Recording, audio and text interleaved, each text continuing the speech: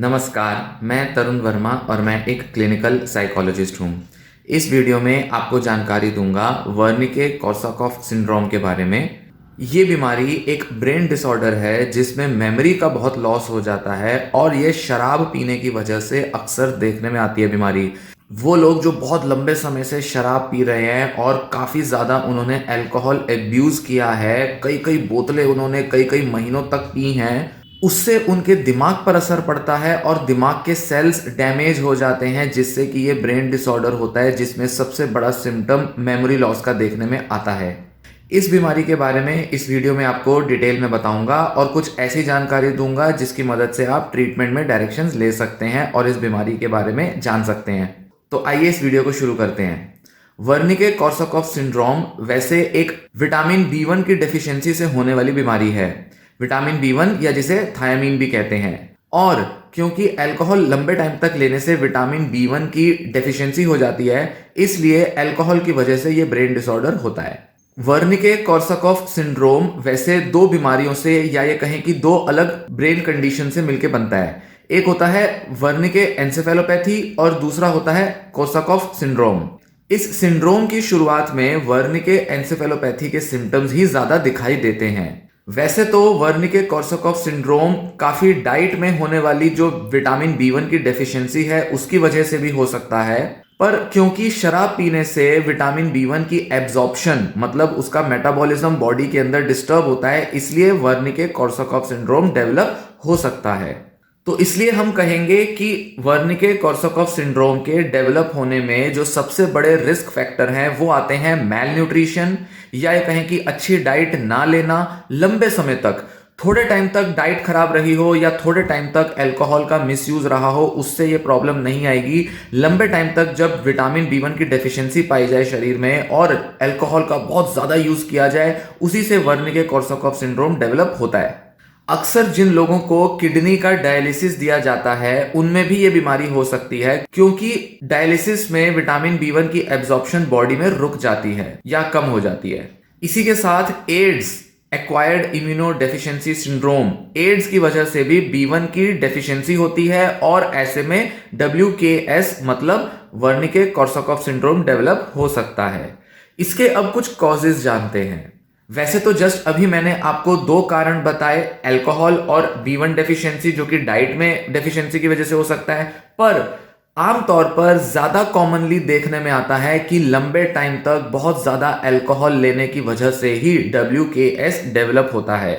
और डाइट में होने वाली डेफिशिएंसी बहुत कम केसेस में देखी जाती है, क्योंकि वो किसी और कंडीशन की वजह से मोस्टली डाइट में डेफिशिएंसी पाई जाती है। जैसे कि गैस्ट्रिक बाईपास सर्जरी के बाद लोगों के खान पान में बदलाव आ जाता है जिससे कि वो अक्सर पूरा न्यूट्रिशन नहीं ले पाते, उससे बी1 की डेफिशिएंसी हो सकती है। गैस्ट्रिक कैंसर मतलब पेट के अलग अलग जो ऑर्गन्स हैं उनमें होने वाले कैंसर की वजह से बी1 की एब्जॉर्प्शन रुक सकती है, उससे WKS डेवलप हो सकता है। कोलोन कैंसर की वजह से भी लोग अक्सर ठीक से खाते नहीं हैं या ठीक से उनका खाना डाइजेस्ट नहीं होता पेट में, और टॉयलेट जाते समय उनको बहुत तेज दर्द होता है जिस वजह से वो खाना बंद कर देते हैं या बहुत कम खाते हैं, लिक्विड डाइट पर आ जाते हैं, और ऐसे में उनके अंदर बी1 की डेफिशिएंसी हो सकती है। साथ ही कुछ ईटिंग डिसऑर्डर्स होते हैं जो कि साइकाइट्रिक डिसऑर्डर्स होते हैं, जिसमें लोग अक्सर अपनी हेल्थ या अपनी बॉडी इमेज इश्यूज की वजह से बहुत कम खाते हैं, और ऐसे में उनके अंदर जब विटामिन बी1 सफिशिएंट क्वांटिटी में नहीं जाएगा तो उनके अंदर WKS डेवलप हो सकता है। तो ये कुछ दूसरी कंडीशंस की वजह से, डाइट में प्रॉब्लम्स आने की वजह से, खान पान में बदलाव आने की वजह से अक्सर मैल न्यूट्रिशन एक बड़ा कारण बन जाता है। पर जो सबसे बड़ा सबसे मेन कारण जो कि दुनिया भर में देखा जाता है इस बीमारी का, वो अल्कोहलिज्म ही होता है। ना ही सिर्फ अल्कोहल लेने वाले लोगों की डाइट कम हो जाती है, वो भी एक कारण बनता है, पर साथ ही अल्कोहल वैसे भी विटामिन बी1 की जो एब्जॉर्प्शन है बॉडी में वो रोक देती है या कम कर देती है, या जितना विटामिन बी1 बॉडी के अंदर पड़ा हुआ है यूज होने के लिए उसको भी खत्म करने का काम करती है। तो अल्कोहल कई लेवल पर कई तरह से बॉडी के अंदर विटामिन बी1 की डेफिशिएंसी कर कर ब्रेन के ऊपर इफेक्ट डालती है, जिससे कि वर्निके कोर्साकॉफ सिंड्रोम डेवलप हो सकता है। अब बात करेंगे कि इसके सिम्टम्स कौन से होते हैं वर्निके कोर्साकॉफ सिंड्रोम के।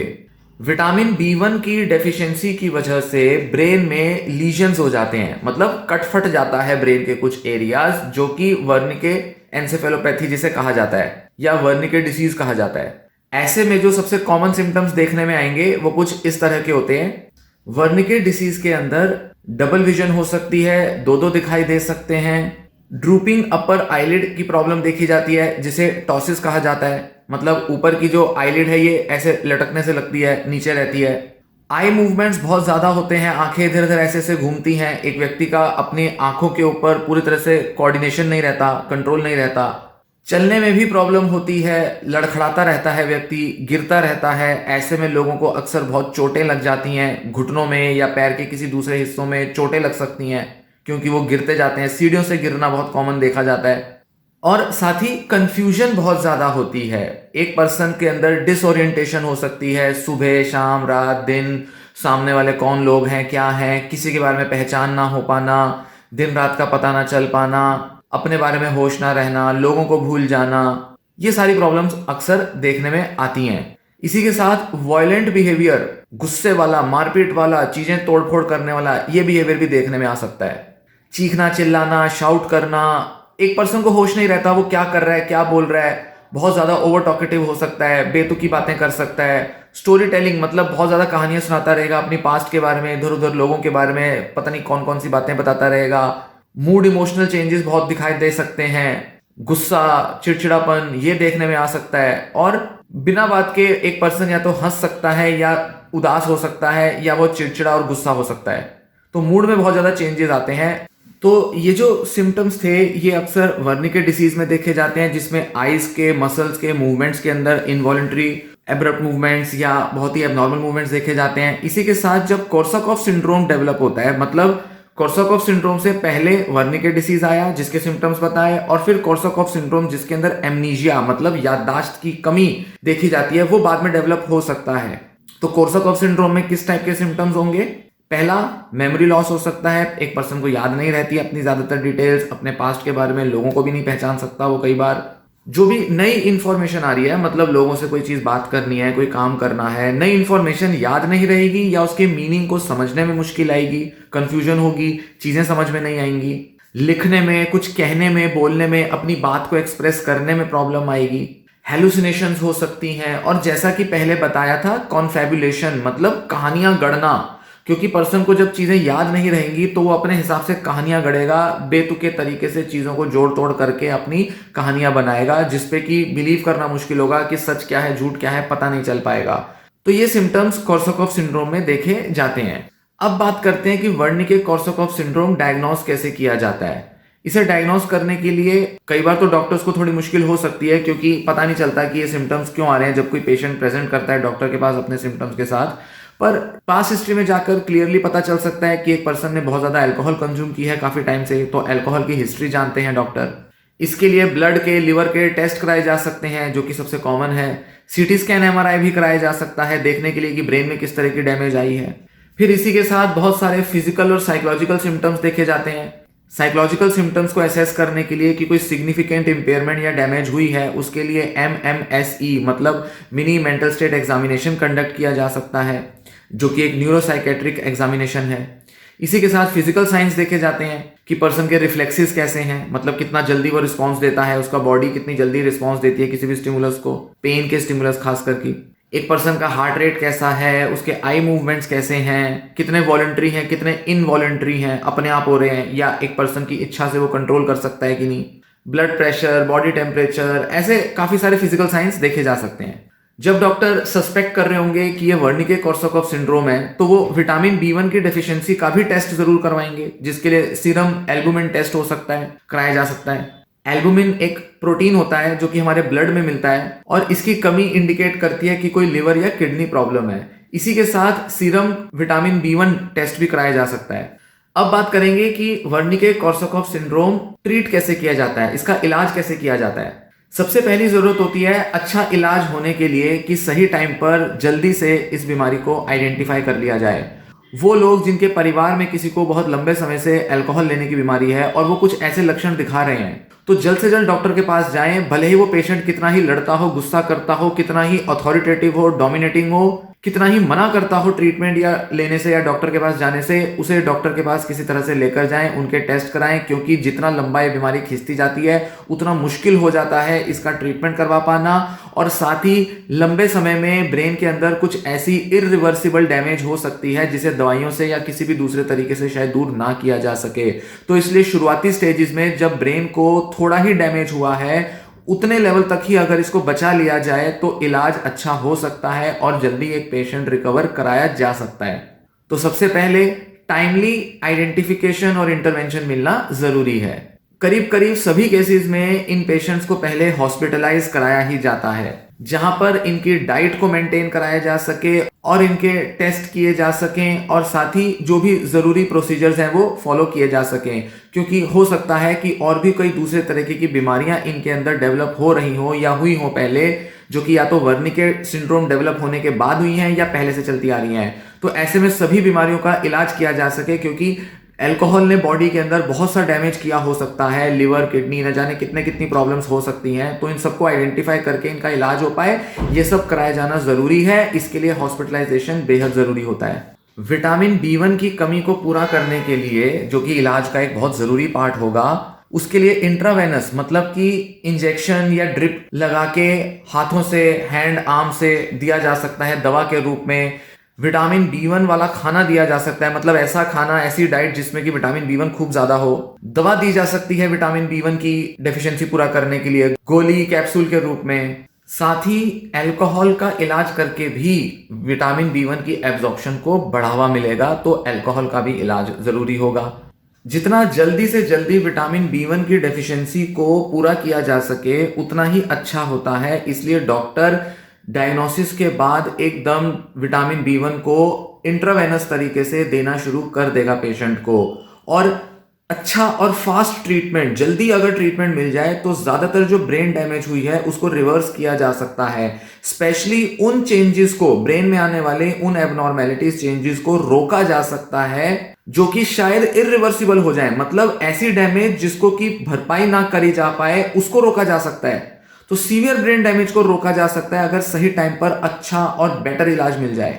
एक और बड़ी अनयूजुअल कुछ लोगों में चीज देखने में आ सकती है कि विटामिन B1 की डेफिशिएंसी को पूरा करने के लिए जब उन्हें इंट्रावेनस तरह से दिया जाएगा, इंजेक्शन या ड्रिप्स वगैरह लगाई जाएंगी, तो उनमें नेगेटिव रिएक्शन हो सकता है। खासकर वो लोग जो कि अल्कोहल लेते थे उनमें ये होगा, क्योंकि अल्कोहल छोड़ने के बाद जो विड्रॉल सिम्टम्स आए हैं वो बढ़ सकते हैं, और वो विटामिन B1 के दिए जाने से भी बढ़ सकते हैं विड्रॉल सिम्टम्स। मतलब यहां बिल्कुल उल्टा हिसाब होगा। अल्कोहल लेना छोड़ा पेशेंट ने क्योंकि उसको छुड़वाया गया, ऐसे में अल्कोहल छोड़ने के उसके अंदर सिम्टम्स आए, विड्रॉल सिम्टम्स आए, और जब विटामिन B1 दिया गया ये सिम्टम्स बढ़ गए, जिसके अंदर की इंसोम्निया मतलब स्लीप की प्रॉब्लम्स आ सकती हैं, हेलुसिनेशंस हो सकती हैं, मूड स्विंग्स बहुत ज्यादा देखने में आ सकते हैं, और बहुत ही चिड़चिड़ापन, गुस्सा, एजिटेशन, कंफ्यूजन, ये सब कुछ आम सिम्टम्स देखने में आ सकते हैं जब विटामिन B1 को देने के बाद नेगेटिव रिएक्शन आएगी, जिसमें कि पेशेंट और ज्यादा परेशान, तंग हो सकता है। पर इसको डॉक्टर दूसरे किसी इलाज से कंट्रोल कर लेते हैं। अब सबसे लास्ट और सबसे इंपॉर्टेंट चीज कि वर्निके कॉर्साकॉफ सिंड्रोम का फ्यूचर क्या है, मतलब जिन पेशेंट्स को ये बीमारी अगर डायग्नोज हो जाती है एक बार, क्या आउटकम है, क्या प्रोग्नोसिस है, कितना चांस है कि वो इंप्रूव हो पाएंगे या कितना इंप्रूव हो पाएंगे वो। ये सारा इस बात पर डिपेंड करता है कि कितना जल्दी पेशेंट को डायग्नोसिस मिला है, कितना कम या कितना ज्यादा उसको ये बीमारी हुई है। ज्यादा बीमारी होगी, लंबे टाइम से है, ब्रेन पर इंपैक्ट बहुत ज्यादा पड़ गया है, तो ऐसे में पेशेंट का ठीक होने के चांस कम हो जाते हैं। या ये कहें कि कुछ इरिवर्सिबल डैमेज हो सकती है जिससे कि पेशेंट शायद लाइफ टाइम तक सफर करता रहेगा, उससे पीड़ित रहेगा। पर कुछ ऐसे सिम्टम्स हैं जो कि रिवर्सिबल हैं, वो इंप्रूव किए जा सकते हैं। तो हम कह सकते हैं कि पार्शियल रिकवरी ज्यादातर पेशेंट्स की पॉसिबल होती है, और अगर जल्दी आइडेंटिफाई हो जाए और अच्छा ट्रीटमेंट मिल जाए तो कंप्लीट रिकवरी पॉसिबल हो सकती है।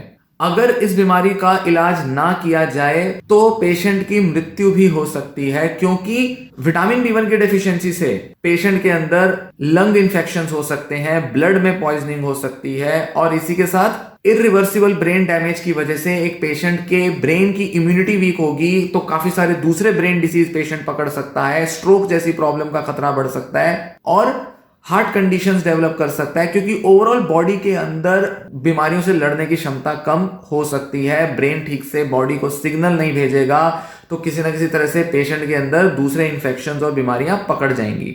जिनको अच्छा और फास्ट ट्रीटमेंट मिल जाएगा उनके मोटर कोऑर्डिनेशन में इंप्रूवमेंट आएंगी, मसल मूवमेंट्स उनके बेटर हो जाएंगे, वॉलंटरी कंट्रोल हो जाएगा, आई कोऑर्डिनेशन प्रॉब्लम्स जो थी वो ठीक हो जाएंगी, कंफ्यूजन जो थी वो दूर हो जाएगी, और जो मेमोरी और जो मेंटल फंक्शन में जो कमी आई थी वो भी इंप्रूव होने लगेगी। पर यहाँ एक इंपॉर्टेंट चीज है कि पेशेंट को जब हॉस्पिटल से डिस्चार्ज किया जाएगा उसके बाद पेशेंट का इलाज पेशेंट और उसके फैमिली मेंबर्स पर डिपेंड करेगा, क्योंकि उस केस में पेशेंट को अल्कोहल से दूर रहना पड़ेगा। डॉक्टर्स अक्सर पेशेंट के पूरा अल्कोहल छुड़ाकर उसको डिस्चार्ज नहीं करते। कुछ टाइम तक, जब तक कि कोई कॉम्प्लिकेशन मैनेज नहीं हो जाती, पेशेंट को डॉक्टर हॉस्पिटलाइज करके रखते हैं। जब पेशेंट स्टेबल कंडीशन में आ जाता है तो उसको डिस्चार्ज किया जाता है। अगर पेशेंट अल्कोहल लेना नहीं छोड़ेगा तो उससे जो मेमोरी और मेंटल जो भी फंक्शंस उसके कम हुए हैं और जो भी डैमेज हुआ है वो रुकेगा नहीं। इसलिए अल्कोहल से रिकवरी लेने के लिए अलग से साइकेट्रिक ट्रीटमेंट और साइकोलॉजिकल ट्रीटमेंट, जिसमें इंडिविजुअल थेरेपी या फैमिली थेरेपी दोनों इन्वॉल्व हो सकते हैं, इसको लिया जाना बेहद जरूरी है। लंबे टाइम तक पेशेंट अल्कोहल से दूर रहेगा तो ही फ्यूचर में आने वाले खतरे इस बीमारी से या इस बीमारी का बढ़ना रोका जा पाएगा। तो सबसे इंपॉर्टेंट चीज इस बीमारी को प्रिवेंट करने की, मतलब या तो इसको बढ़ने से रोका जाए, या जब एक बार डिस्चार्ज हो जाए तो और सीवियर डैमेज को रोका जाए, या ये बीमारी हो ही ना, इसका सबसे अच्छा तरीका है कि अल्कोहल ना लिया जाए, अल्कोहल लेना बंद किया जाए। अगर अल्कोहल एक पेशेंट लंबे टाइम तक लेगा ये बीमारी डेवलप होगी, इसलिए अल्कोहल लेना खत्म किया जाए। पेशेंट अगर ऐसा कोई है जो कि ले तो रहा है अल्कोहल, बहुत अल्कोहल अब्यूज डिपेंडेंस है, पर मान लीजिए उसको ये बीमारी अभी डेवलप नहीं हुई है, तो ये बीमारी डेवलप ना हो जाए इसके लिए उसको अल्कोहल को कम करना ही पड़ेगा, दूर करना ही पड़ेगा। सो उन लोगों के लिए ये खासकर ये सलाह जरूर जाएगी, जरूर वो इस चीज को समझें कि अगर आपकी फैमिली में या आप खुद लंबे टाइम से अल्कोहल ले रहे हैं और किसी ना किसी तरीके की हेल्थ कंडीशन से सफर कर रहे हैं, तो अल्कोहल की आदत इस बीमारी से रिकवर होने की तरफ आगे बढ़े। इलाज लें, दवा से इलाज लें, रिहेबिलिटेशन कराना हो, हॉस्पिटलाइजेशन कराना हो वो कराएं, या काउंसलिंग थेरेपी किसी और तरीके से हेल्प लें ताकि आपके अंदर ये बीमारी डेवलप ही ना हो पाए। नहीं तो बहुत खतरा हो सकता है, इस बीमारी के बाद पूरी लाइफ इफेक्ट हो सकती है। दूसरा इंपॉर्टेंट टिप कि विटामिन B1 की डेफिशिएंसी ना हो जाए, या उसकी अगर हो रही है डेफिशिएंसी तो उसके लिए विटामिन B1 से भरे हुए फल सब्जियां वो सब खाएं, जैसे कि चावल, मटर, पालक, दूध, संतरे, ये कुछ ऐसी चीजें ली जा सकती हैं, कंज्यूम की जा सकती हैं। इसके बारे में आप इंटरनेट पर और जानकारी ले सकते हैं कि विटामिन B1 किन आहारों में बेटर होता है, कौन सा ऐसा खाना लिया जा सकता है, कौन सी ऐसी सब्जियां हैं, फल हैं जिनका रेगुलर कंजम्पशन करने से विटामिन B1 की डेफिशिएंसी नहीं होगी, या जो है तो वो पूरी हो जाएगी। ये वीडियो में दी गई जानकारी पसंद आई हो, वीडियो को लाइक कर लें, वीडियो को शेयर भी कर लें, और चैनल सब्सक्राइब नहीं किया है चैनल भी सब्सक्राइब कर लें, ऐसी और यूजफुल जानकारी मिल जाएगी आपको। ये वीडियो मैं यहीं समाप्त करता हूं, धन्यवाद।